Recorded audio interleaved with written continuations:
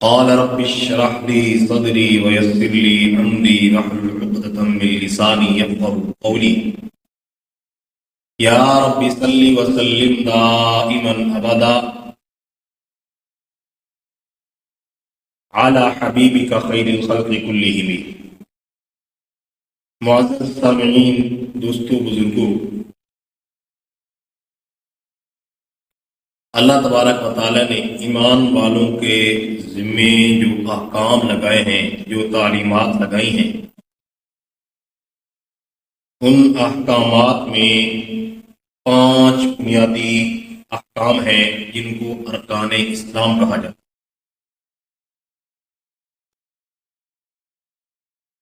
5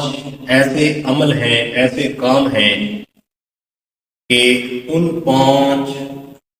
کاموں کو پورے دین اسلام کی بنیاد قرار دیا،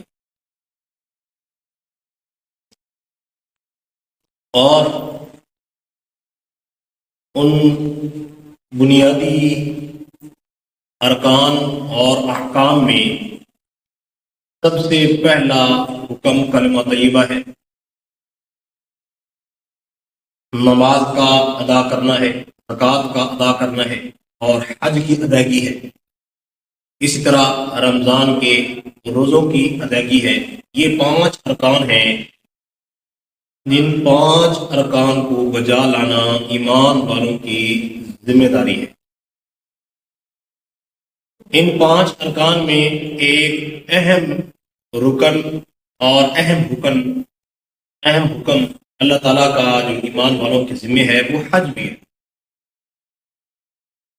اور ان 5 ارکان میں سب سے بنیادی حیثیت جس رکن کو حاصل ہے وہ کلمہ طیبہ ہے، کیونکہ کلمہ طیبہ اسلام میں داخل ہونے کا پہلا عمل ہے۔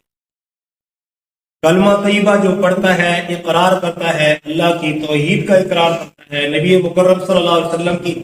رسالت کا اقرار کرتا ہے، پھر وہ اسلام کے دامن میں داخل ہوتا ہے، ایمان والا بن جاتا ہے، مومن بن جاتا ہے، مسلمان بن جاتا ہے۔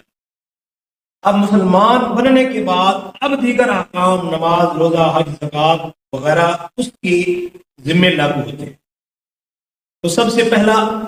عمل، سب سے پہلا رکن، سب سے بنیادی رکن وہ کلمہ طیبہ ہے۔ نبی علیہ الصلوۃ والسلام نے ارشاد فرمایا بنی الاسلام علی 5، کہ اسلام کی بنیاد 5 باتوں پر: شہادت اللہ الہ الا اللہ وان محمد رسول اللہ، کہ اس بات کی گواہی دینا کہ اللہ رب العزت کے سوا کوئی عبادت کے لائق نہیں، اور اس بات کی گواہی دینا کہ حضرت محمد صلی اللہ علیہ وسلم اللہ کے رسول اور پیغمبر ہے۔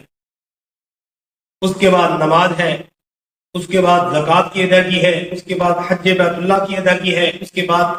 رمضان کے روزوں کی جو ہے فرضیت کا ذکر ہے اس حدیث طیبہ میں۔ تو ان 5 ارکان میں ایک رکن حج بھی ہے۔ حج بیت اللہ، اللہ کے اس حکم کو پورا کرنا، یہ بھی ایمان والوں کے ایسے ہی ذمے ہے، ایسے ہی فرض ہے جیسے نماز کی ادائیگی فرض ہے، زکوٰۃ کی ادائیگی فرض ہے، روزوں کی ادائیگی فرض ہے، اس طرح حج کی ادائیگی بھی اہل ایمان کے ذمے لازم ہے۔ تو آج حج کے حوالے سے گفتگو اس لیے کرنے کی جو ہے کوشش کی ہے کیونکہ ابھی حج کی درخواستیں جمع کی جا رہی ہیں۔ تو جن ایمان والوں کو اللہ پاک نے استطاعت دی ہے، فراوانی دی ہے، ان کو چاہیے کہ حج کی درخواستیں جمع کریں۔ جن کے ذمہ حج فرض ہو چکا ہے، اپنی زندگی کے اندر اس فریضے سے سبک دوش ہو جائیں، کیونکہ احادیث میں ایمان والوں کو اس بات کی طرف متوجہ کیا گیا کہ جب تمہیں حج کرنے کی استطاعت ہو جائے، فراوانی ہو جائے، اور زادہ تمہارے پاس موجود ہو، سفر کا سامان تمہارے پاس موجود ہو،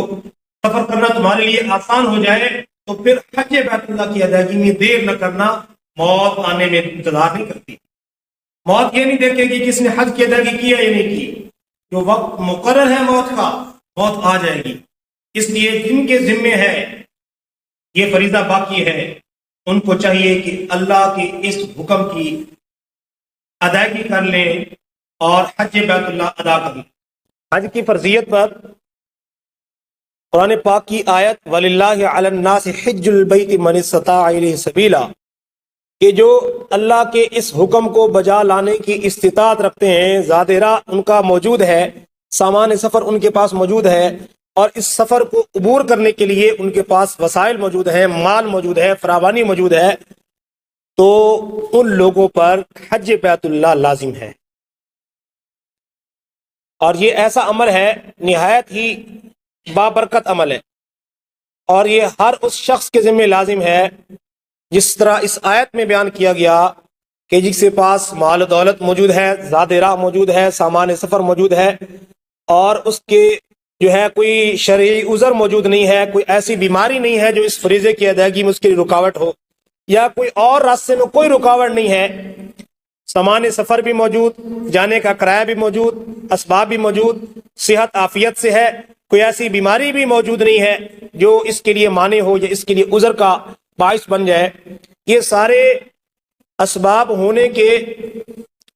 بعد جس کے پاس یہ اسباب موجود ہوں ان کے ذمہ حج کی ادائیگی فرض ہے کہ وہ اللہ کے اس حکم کو بجا لائیں۔ اور اس قرآن کی آیت کی روشنی میں علماء نے یہی ذکر کیا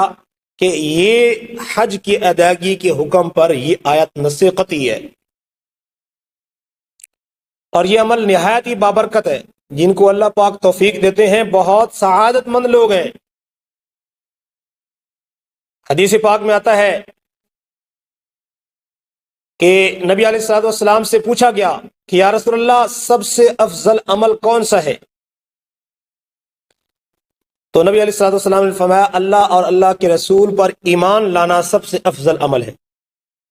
اس کے بعد پھر عرض کیا یا رسول اللہ اس کے بعد کون سا عمل افضل ہے؟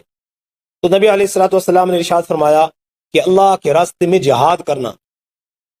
اعلاء کلمت اللہ کی خاطر، اللہ کے کلمے، اللہ کے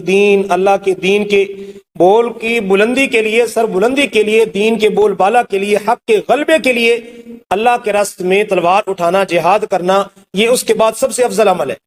ایمان لانے کے بعد۔ پھر پوچھا یا رسول اللہ اس کے بعد ثم ماذا، اس کے بعد کون سا عمل افضل ہے؟ تو نبی صلی اللہ علیہ وسلم نے فرمایا حج مبرور، مقبول حج، ایمان کے بعد، جہاد فی سبیل اللہ کے بعد، اور ان دونوں کاموں کے بعد حج مبرور، حج مقبول، یہ سب سے افضل عمل ہے۔ اور نبی علیہ السلام نے ارشاد فرمایا کہ حج مبرور کی جزا جنت ہے۔ جو حج ادا کرتا ہے اور اس کا حج مقبول ہو جاتا ہے، اس کا حج اللہ کے ہاں قبول ہو جاتا ہے، تو اس قبولیت کا جو بدلہ ہے وہ صرف جنت ہے۔ اور حج مبرور کی کیا علامت ہے؟ حج مبرور بندہ سمجھتا ہے کہ میرا یہ حج والا عمل اللہ کے دربار میں قبول ہے یا نہیں، قبول نہیں ہے، کس طرح پتہ چلے گا؟ تو اس کے لیے یہ علامات ذکر کی گئی، علماء نے لکھی ہیں کہ حج کرنا کہ اخلاص سے ہو، اللہ کی رضا حاصل کرنا مقصد ہو، اللہ کے اس حکم کی ادائیگی کو بجا لانا، اللہ کے حکم کو پورا کرنا مقصد ہو، ریا، شہرت، نمود و نمائش یہ مقصد نہ ہو، یہ مقصد نہ ہو کہ لوگ مجھے حاجی کہیں گے اور میرے نام کے ساتھ حاجی لگے گا، لوگ مجھے حاجی کہیں گے، میری واہ واہ ہوگی، یہ بھی نیت میں نہ ہو۔ تو آج لوگوں میں ہوتی ہے نا یہ بات کہ مجھے اس لقب سے، اور جو ایک سے زائد بار حج کی ادائیگی سے ان کو سعادت نصیب ہو جائے تو وہ اس بات کی خواہش رکھتے ہیں۔ کئی ایسے لوگ پائے جاتے ہیں۔ مولانا اشرف علی تھانوی رحمۃ اللہ علیہ کے بارے میں آتا ہے، وہ ایک جگہ تشریف لے گئے بطور لطیفہ، عرض ہے تو حضرت جہاں جس مسجد میں تشریف لے گئے تو سب حضرات کے نام معلوم کیے، تو سب نے کہا میرا نام حاجی عبدالستار، حاجی عبدالغفار، فلاں فلاں، حاجی حاجی حاجی۔ تو انہوں نے پوچھا بزرگو تسی اپنا نام دسو، تہاڈا کی نام ہے؟ تو آپ ہی اپنا نام بتائیں۔ تو انہوں نے کہا کہ میرا نام ہے اشرف علی نمازی۔ انہوں نے کہا، حیران ہوئے بھی یہ کیسا نام ہے؟ تو حضرت نے فرمایا آپ سال میں ایک مرتبہ حج کر کے، زندگی میں ایک مرتبہ حج کر کے اپنے نام کے ساتھ حاجی لگا سکتے ہیں، میں دن میں 5 نمازیں ادا کر کے اپنے آپ کو نمازی نہیں کہہ سکتا۔ تو ان کے کہنے کا مقصد یہ تھا کہ یہ نام کے ساتھ لگانا کوئی ضروری نہیں ہے، اور یہ کوئی نیت میں بھی نہیں ہونا چاہیے، ورنہ اللہ کے ہاں تو اخلاص چلتا ہے۔ اللہ پاک خلوص کو دیکھتے ہیں، فلوس کو نہیں دیکھتے۔ یعنی اللہ تعالیٰ تمہارے دل کی نیت، انسان کے دل کی نیت اور ارادے کو دیکھتے ہیں کہ یہ اس نے عمل کیا ہے، اس کا ارادہ کیا تھا۔ اللہ تعالیٰ مال کو نہیں دیکھتے کہ اس نے مال کتنا خرچ کیا ہے، اللہ اخلاص کو دیکھتے ہیں، خلوص کو دیکھتے ہیں، صدق نیت کو دیکھتے ہیں۔ تو اگر نیت میں خلوص ہے، حج کی ادائیگی میں اللہ کی رضا حاصل کرنا مقصد ہے، تو اس بندے کا حج اللہ کے دربار میں قبول ہوگا۔ اور یہ بھی ایک علامت ہے کہ حج کی ادائیگی کے بعد انسان کی زندگی میں تبدیلی آ جائے۔ یعنی اگر حج کی ادائیگی سے پہلے کوتاہیاں تھیں، غفلت تھی نمازوں سے، شرعی احکام سے، حلال حرام سے، اگر غفلت تھی تو حج کی ادائیگی میں کرنے کے بعد تبدیلی یہ ہے کہ اب وہ اللہ کے احکام کی پابندی کرنے والا بن۔ تو یہ کام جو کرتا ہے، حلال مال سے اس نے حج کی ادائیگی کی، حلال پیسہ لگا کے، اخلاص نیت سے، ریا، شہرت، نمود و نمائش، اپنے آپ کو حاجی کہلوانا مقصد میں نہیں تھا، اللہ کی رضا مقصد تھی، اور حج کی ادائیگی کے بعد اس کے زندگی کے اندر تبدیلی آ گئی، اللہ کے احکام کا پابند ہو گیا، تو فرمایا ایسا بندہ جس کے اندر یہ علامتیں ہیں وہ سمجھ لے کہ اللہ کے دربار میں اس کا حج قبول ہو چکا ہے۔ حدیث پاک میں آتا ہے، نبی علیہ الصلوۃ والسلام نے ارشاد فرمایا، من حج فلم یرفث ولم یفسق رجع کیوم ولدتہ امہ، کہ حج کی ادائیگی گناہوں کو مٹانے والا عمل ہے، گناہوں کو ختم کرنے والا عمل ہے۔ نبی علیہ الصلوۃ والسلام نے ارشاد فرمایا کہ جو بندہ حج کرتا ہے اور حج کی ادائیگی میں تمام آداب کی رعایت رکھتا ہے، کسی نازیبا کام کا ارتکاب نہیں کرتا اور نافرمانی والے کام کا ارتکاب نہیں کرتا، نبی علیہ السلام نے فرمایا کہ رجع کیوم ولدتہ امہ، اللہ کے اس حکم کو آداب کی رعایت رکھتے ہوئے بجا لانے والا حج کی ادائیگی سے یوں لوٹتا ہے جیسے ابھی اس کی ماں نے اسے جنا ہو۔ جس دن اس کی ماں نے اسے جنم دیا تو گناہوں سے پاک تھا، حج کی ادائیگی کرنے کے بعد بھی ایسے گناہوں سے پاک ہو چکا ہے جس طرح پہلے دن اس کی ماں نے اس کو جنم دیا تھا۔ جس طرح اس دن گناہوں سے پاک تھا، حج کی ادائیگی کے بعد بھی یہ گناہوں سے پاک ہے۔ حضرت عمر بن عاص رضی اللہ تعالیٰ عنہ، ان کی وفات کا جب وقت آیا تو رونے لگے۔ بیٹوں نے چند سوالات کیے تو حضرت نے عمر بن عاص رضی اللہ تعالی عنہ نے اپنے اسلام کی قبولیت کا واقعہ ذکر کیا۔ فرمانے لگے کہ جب اللہ پاک نے میرے اوپر مہربانی فرمائی اور میرے دل میں نور ایمان، اللہ پاک نے ارادہ فرمایا کہ میرا دل نور ایمان سے منور ہو جائے، روشن ہو جائے، تو میں نبی علیہ الصلوۃ والسلام کی خدمت میں حاضر ہوا۔ میں نے عرض کیا، یا رسول اللہ، اپنا دست مبارک، اپنا ہاتھ مبارک آگے بڑھائیے تاکہ میں آپ کے ہاتھ پر اسلام کی بیعت کر لوں، آپ کے ہاتھ پر اسلام قبول کر لوں۔ تو نبی علیہ الصلوۃ والسلام نے بیعت کرنے کے لیے اپنا دست اقدس آگے بڑھایا۔ عمر بن عاص رضی اللہ عنہ کہتے ہیں میں نے اپنا ہاتھ پیچھے کر لیا۔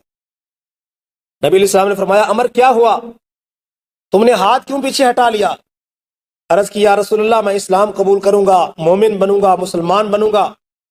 آپ کے غلاموں میں داخل ہو جاؤں گا، لیکن میری ایک شرط ہے۔ تو نبی علیہ السلام نے فرمایا، بتاؤ آپ کی کیا شرط ہے؟ تو عرض کرنے لگے، یا رسول اللہ، میری شرط یہ ہے، میں اسلام تو قبول کرتا ہوں لیکن میری شرط یہ ہے کہ اللہ میرے گناہوں کو بخش دے، میری مغفرت کر دے، اللہ مجھے معاف کر دے، سابقہ میرے سارے گناہ مٹ جائیں، ختم ہو جائیں، گناہ میرے معاف ہو جائیں، تب میں اسلام قبول کروں گا۔ تو نبی علیہ السلام نے ارشاد فرمایا، اما علمت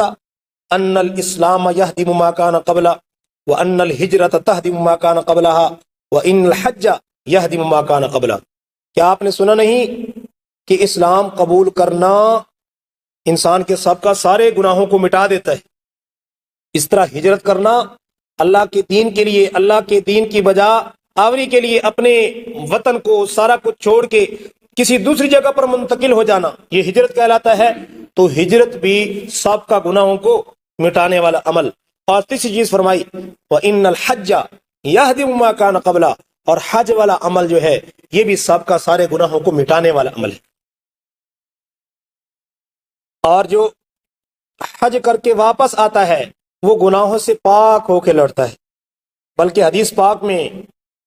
ایسے لوگوں سے جو بیت اللہ کا حج کر کے واپس آتے ہیں، حدیث پاک میں اس بات کی ترغیب ہے کہ جو اللہ کے اس حکم کی، اس فریضے کی ادائیگی کر کے گھر واپس لوٹتے ہیں، گھر پہنچنے سے پہلے ان سے ملاقات کر کے ان سے اپنی مغفرت اور استغفار کی درخواست کر دو، تاکہ وہ تمہارے لیے اللہ کے دربار میں مغفرت کی دعا کریں کہ اللہ پاک تمہیں بھی بخش دے۔ تو اتنا بڑا عمل ہے، اتنا اللہ کو راضی کرنے والا عمل ہے کہ حج وہ عمل ہے جس میں بندے کا مال بھی خرچ ہوتا ہے، انسان کا بدن بھی خرچ ہوتا ہے، مشقت بھی ہوتی ہے، پیسہ بھی لگتا ہے، تب جا کے اللہ کے اس حکم کی ادائیگی ہوتی ہے۔ تو عمل جتنا بڑا ہوتا ہے، مال جتنا خرچ ہوتا ہے، مشقت جتنی اٹھائی جاتی ہے، اسی مشقت کے بقدر اللہ رب العزت اپنے دربار عالیہ سے اجر و ثواب بھی عطا فرماتے ہیں۔ اور جہاں میرے بھائیوں اس کے فضائل ہیں، اس فریضے میں کوتاہی کرنے والے، اس فریضے سے جو ہے غفلت برتنے والوں کے لیے سخت وعید بھی ہے۔ نبی علیہ الصلوۃ والسلام نے ارشاد فرمایا کہ جس بندے کو حج بیت اللہ کرنے کی استطاعت ہے، اس کے پاس زیادہ راہ موجود ہے، اس کو کوئی عذر نہیں ہے، کوئی بیماری نہیں ہے، سفر میں کوئی رکاوٹ نہیں ہے، اس کے باوجود بھی، حج بیت اللہ کے فرض ہونے کے باوجود بھی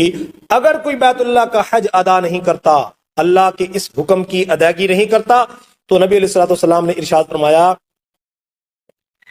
کوئی بات نہیں ہے، وہ یہودی ہو کے مرے یا نصرانی ہو کے مرے، مجھے کوئی پرواہ نہیں ہے کہ اللہ کے اس حکم کے ادائیگی میں جو غفلت اور سستی کر رہا ہے، کوئی پرواہ نہیں ہے، کوئی بات نہیں ہے، کوئی نقصان نہیں ہے، وہ یہودی ہو کے مرے یا نصرانی ہو کے مرے۔ تو کتنی سخت وعید ہے۔ حضرت عمر رضی اللہ عنہ کے بارے میں آتا ہے، وہ فرمایا کرتے تھے کہ میرا دل کرتا ہے کہ میں شہروں میں ایک آدمی روانہ کروں اور وہ جا کے وہاں دیکھے، گشت کرے، دیکھے کہ جن کو اللہ پاک نے حج بیت اللہ کی فراوانی دے رکھی ہے، استطاعت دے رکھی ہے، اور ان کا کوئی عذر وہاں مانے نہیں ہے، اس کے باوجود بھی وہ حج کی ادائیگی نہیں کر رہے، تو میرا دل یہ چاہتا ہے کہ ایسے لوگوں پر جزیہ لگا دوں، ٹیکس لگا دوں، یعنی وہ جزیہ اور ٹیکس جو کفار اور ذمیوں کے اوپر ہوتا ہے۔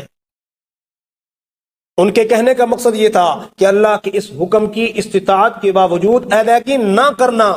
گویا ان کا اسلام کے ساتھ کوئی رشتہ نہیں ہے، اسلام کے ساتھ ان کا کوئی تعلق نہیں ہے، اس لیے میں ان پر کفار والا جزیہ لاگو کرنا چاہتا ہوں۔ تو اس لیے میرے بھائیوں، اللہ تعالیٰ کا یہ بہت بڑا حکم ہے، بہت بڑا فریضہ ہے، جس کی ادائیگی ہر ایمان والے صاحب استطاعت، جس کو اللہ پاک نے فراوانی استطاعت دے رکھی ہے،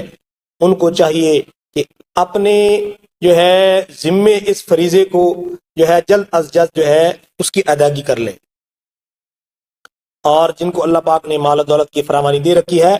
اس میں ذرہ بھی سستی نہیں کرنی چاہیے۔ کتنے ہم میں سے ہوں گے جن کے ارادے میں ہوگا، نیت میں ہوگا، فلاں کام، یہ کام کر لوں، پھر کرتے کرتے ساری زندگی گزر جاتی ہے۔ میرے بھائی، اللہ کے سارے احکام مان کے جو اللہ کے دربار میں جائے گا وہ حقیقت میں کامیاب ہے۔ اگر ہم یہ کہیں کہ اللہ بخشنے والا ہے، اللہ تعالیٰ نے بخشش کا وعدہ کیا ہے، یقیناً اللہ بخشنے والے ہیں، غفور رحیم ذات ہے، لیکن اللہ کے بتائے ہوئے اصول، ضوابط، قواعد، شرعی تعلیمات، ان کو اپنی زندگی میں اپنانا بھی ضروری ہے۔ وہ اپنا کے اللہ کے دربار میں جائیں گے تو اللہ پاک ہمارے ساتھ اچھا معاملہ فرمائیں گے اور اپنی رحمت والا، مغفرت والا معاملہ فرمائیں گے۔ اللہ رب العزت سے دعا ہے اللہ پاک ہمیں تمام شرعی احکام، نماز، روزہ، حج، زکوٰۃ، دیگر جو شریعت کی تعلیمات ہیں، احکام ہیں، ان سب کو مرتے دم تک اپنی عملی زندگی میں نافذ کرنے کی توفیق عطا فرمائے۔ وآخر دعوانا ان الحمد للہ رب العالمین، سنت ادا فرمائے۔